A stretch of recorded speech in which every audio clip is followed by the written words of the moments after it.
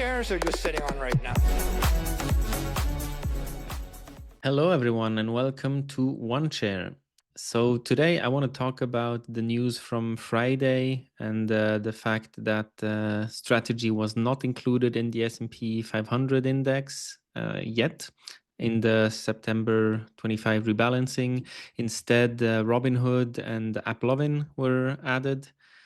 And this is what we've discussed in the episode earlier this week, that this was to be expected, looking at how the market reacted and didn't really front run this Friday's decision. It was looking like the inclusion would not happen. Also on Polymarket, we saw that the probability of inclusion was around 20% only, and usually those indicators are quite good. So no surprise there. And I started digging also into other companies, other bigger market cap companies, and how and when they were added to the S&P 500 index. Because again, it's a committee that decided. There are some rules that you need to fulfill to be eligible. But then at the end of the day, it's a group of people who take the decision. And the main argument why people wanted to see strategy added now is because they have a very big market cap, and to reflect the 500 biggest company, which is what this index is supposed to do, you would have to add the bigger companies like strategy that with a almost 100 billion market cap, which makes it one of the top 100 companies, let alone the 500. So I asked AI to give me a list of companies with a 50 billion market cap or higher, and when they were first eligible to get into the S&P 500 index, and when they were actually added. And I'll flash this up quickly here. And it's quite interesting that you see this list starting with Tesla. They became eligible in September of 2020, and they were not added before December of 2020.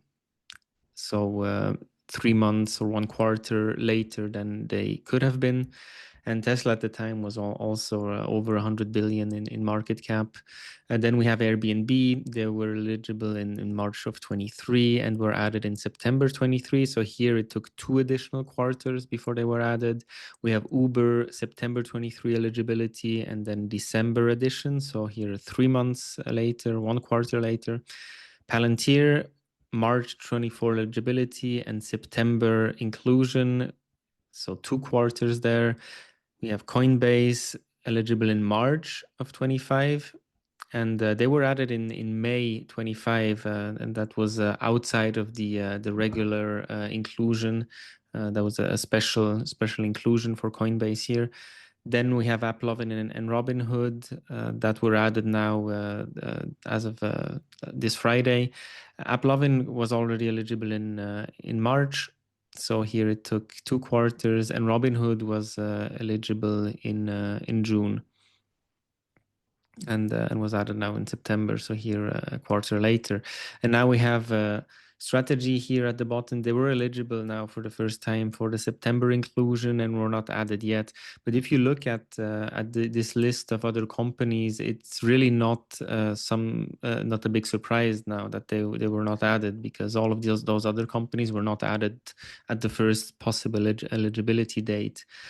So I think there's still good chances that strategy will be added either in December of this year or then in March of next year. Of course, this only would happen if they remain profitable over the past 4 quarters. So it would mean that Bitcoin's price needs to stay stable or go up from here.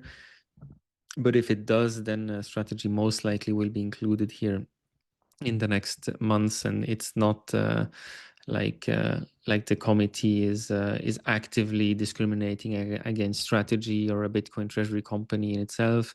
If they don't get added at all, then we'll need to have this discussion. But for now, it looks like it's just the way this committee operates, and just doesn't add companies, even if they have a big market cap on the first possible date here. So That's all I had on this one. Then some interesting podcasts that I found. It's already a bit older. I'll link this in the show notes. It's from the Trillion podcast. It's an episode from 2020, and the title of it is "The Secretive Committee Behind the S&P 500." And in this podcast, they interview David Blitzer, who was the head of the S&P Index Committee from 1995 to 2019. So a person who was at the head of this committee for a very long time. And it's very interesting to understand how this committee works, and I recommend that you listen to it. But here, just the TLDR from my end on this 40-minute podcast is basically, this committee meets once every quarter. It's a physical meeting. Usually between 6 to 10 people attend this. And the names of the committee members and even the head of the committee are not revealed. So this is held in secret. And those people, they vote on the inclusion or exclusion of companies into the S&P 500 index, and which companies to remove and which to add. And mostly it's an anonymous decision that is taken. There are apparently some discussions, but they try to hash them out during this meeting and discuss and get everybody's opinion, and then take a decision. It looks like it's democratically decided who is added or not, but again, most of the time the committee agrees on the decisions unanimously. And the most interesting thing I thought out of this podcast is the goal that David Blitzer explained. What is the goal of the S&P 500 index? And it's not necessarily to just have an index of the 500 biggest companies, but it's to have an index that is a measure of the overall market. So their primary goal is to have an index that when the overall market goes down, the index goes down, and then when the overall market goes up, the index goes up with it.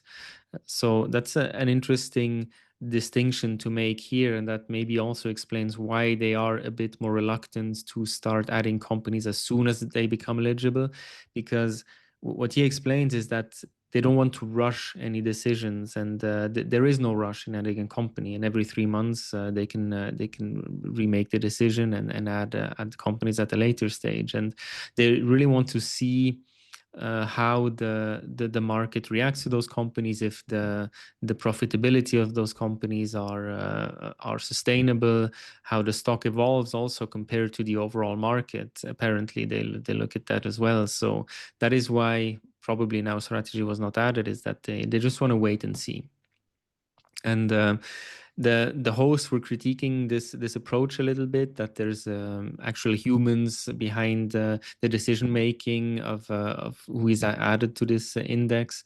And the critique is that, well, isn't it an active fund then, if there's humans taking the decisions in the background? And to that, David's response is that no, that really the goal is to have an index that reflects the market, and that's the primary goal, and that's why there's humans taking decisions behind it, and excluding some companies that they deem do not reflect the market.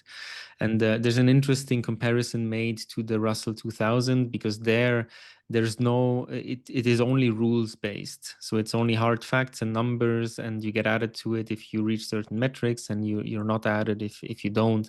And they make an example of Beyond Meat that was added to the Russell 2000 Value Index in 2019, even though it was a small startup that was that just IPO'd, and you could argue it being part of the growth Russell 2000 Growth Index, but it was added to the Value Index because apparently the metrics were reflecting that it should be added to that index, and it didn't really make any sense. And if you look at the history since then, you can see Beyond Meat is now almost bankrupt, and lost 95% of its value over the last 5 years. So adding it to a value index was probably not the right thing to do. And the reason it happened is because there were no humans to veto this decision, because again, the Russell 2000 is only rules based. And so this speaks for a committee, or this is why they say that the S&P 500 committee has some value to add here. So an interesting discussion. I can recommend that you listen to it if you want to get some more details on this topic. Okay, that's all I had for you today. As a reminder, none of what you heard is financial advice, and this podcast is for educational and entertainment purposes only. Have a good day. Bye-bye, everyone. How many chairs are you sitting on right now?